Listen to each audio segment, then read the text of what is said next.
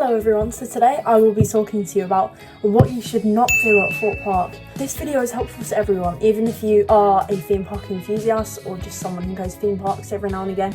It's really helpful. Starting off, for obvious reasons, is no filming on rides, and that is including pulling your phone out, using GoPros, the meta glasses, or drones. I know lots of people have been using drones lately and it's just ridiculous. Don't film. Like, they make it clear all around the park. Just don't do it. Because if you pull your phone out on ride, they could stop the ride and literally get you kicked out of Thorpe Park. So do not do it. And also, the meta glasses. It's so unnecessary. Like, I know people want to film POVs, but you can't. You just need to accept the fact there's no point getting meta glasses for it. It's just pathetic, so don't do it. My next do not is do not get to the park a couple minutes before it opens, because it is always busy. Like, before it opens, it takes ages to get through security.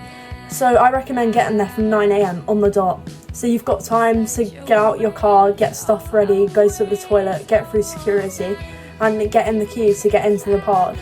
My next do not is do not leave the park exactly when it closes, because if you leave when the park closes, you'll miss out on getting on another ride. You can head into a queue for a main coaster a couple minutes before it closes, so I really recommend doing that so you get another ride in while it's not as busy. Another obvious do not is do not queue jump. I know this is very obvious, but do not do it. People still think it's okay to queue jump, which is really wrong. It just annoys people and ruins their day, so don't do it. Queue jumping can also lead to getting you kicked out of Thorpe Park, so don't do it. The next three do nots are sort of linked together. So the first one is do not go straight to Hyperia, which was recommended by my friend Ethan, and I totally agree with this. Going straight to Hyperia, that is where everyone goes.